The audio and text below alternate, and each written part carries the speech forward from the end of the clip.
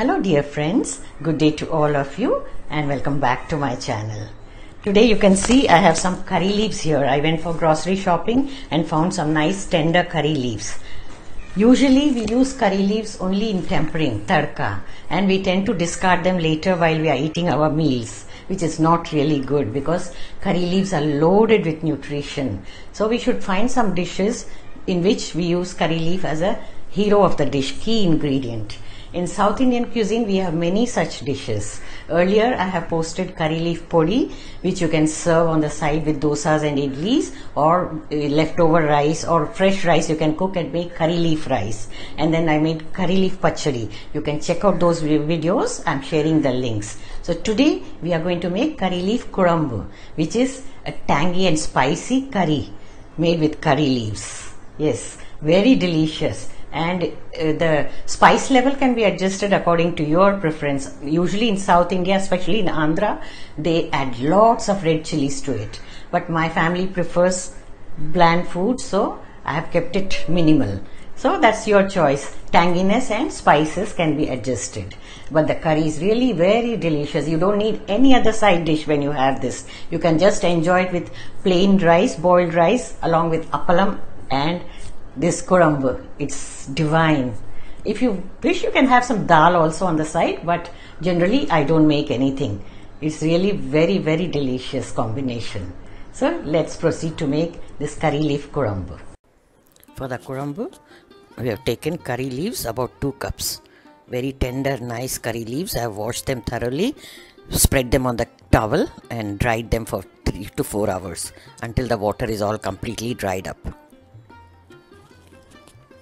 Then we have shallots or sambar onions, 1 cup, tamarind soaked in water, lemon sized, oil as needed, peeled garlic cloves about 12 to 15, sambar powder 1 teaspoon, coriander powder 1 teaspoon, mustard seeds 1 teaspoon, 3 dried red chilies,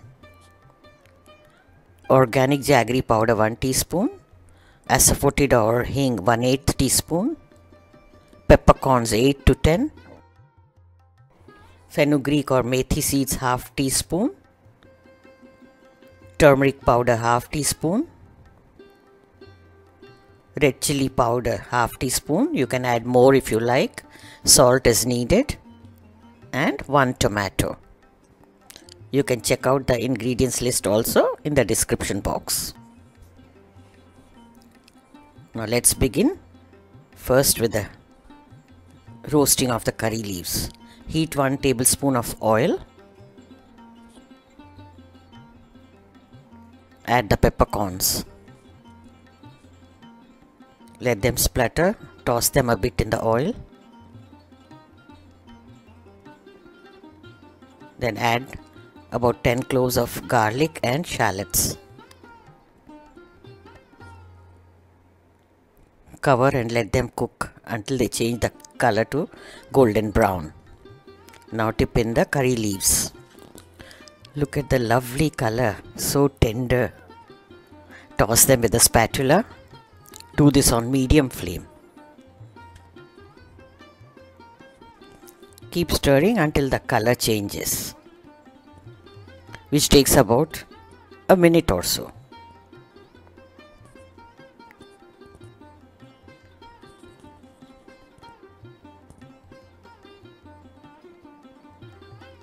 Now this is done.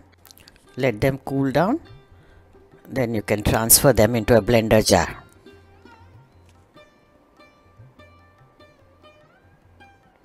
This is a lovely way of consuming curry leaves.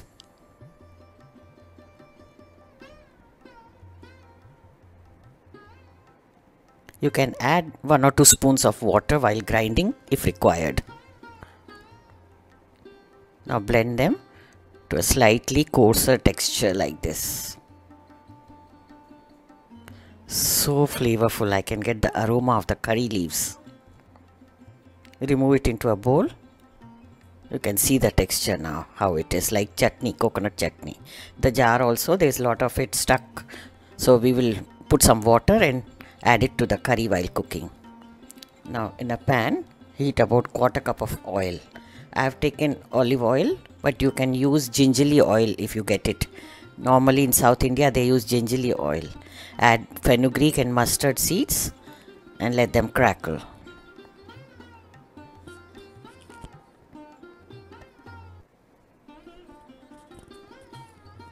Now goes the Asafoetida or hing.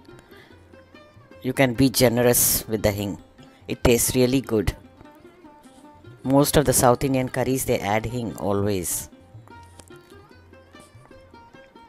Now add the red chillies, which we are adding later because if you add initially they'll become black in color. Now add garlic cloves, about 10 to 12, same quantity of shallots. Toss them around with a spatula and some curry leaves as well. Now reduce the flame and let them cook. You don't have to make them dark, just when they are translucent, add the tomato and the salt. Salt helps in making the tomato softer very fast. Cover and simmer on low flame and then keep stirring in between occasionally. Keep mashing the tomato also with the spatula.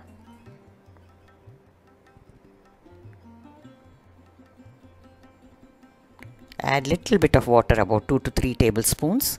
Cover and cook it. Reduce the flame and simmer. After about a minute, open the lid. Tomatoes would have been done by now.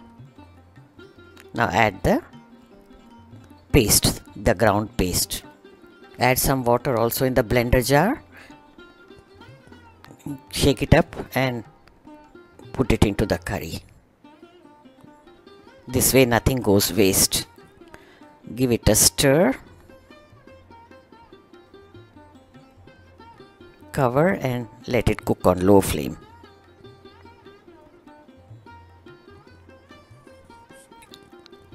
In between, open and keep stirring.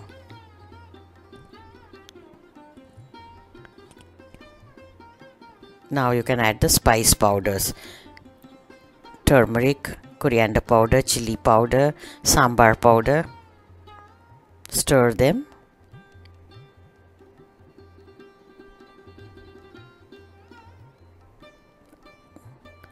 Again we'll cover and let them cook well until they all get absorbed into the curry.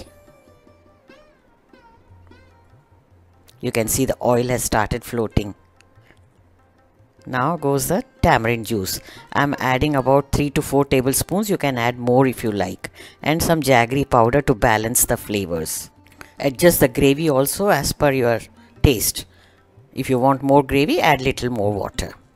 Now check the salt and also the tanginess and adjust to your liking. This is going to be simmered again for half a minute more on low flame. You can see the oil has floated on top and Kuzhambu is ready. Dish it out and enjoy. It's such a flavorful curry that you don't require anything on the side with this. Just plain rice, Kuzhambu and fried papad. A lovely combination. In Andhra they call it Pulusu. Tamil Nadu they call it Kuzhambu. Garlic cloves also get cooked very well. They are soft and flavorful. Here we go. Garnished dish is ready. Enjoy. This is one of my favorite dishes from the South Indian cuisine.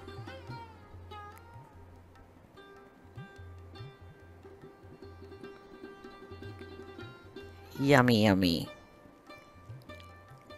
So tasty. So friends, do give it a try. If you want, you can have some dal as well on the side. If you haven't subscribed, please do so. And thank you for watching. Check out these videos as well from the archives. and stay tuned for the next recipe. Bye until then.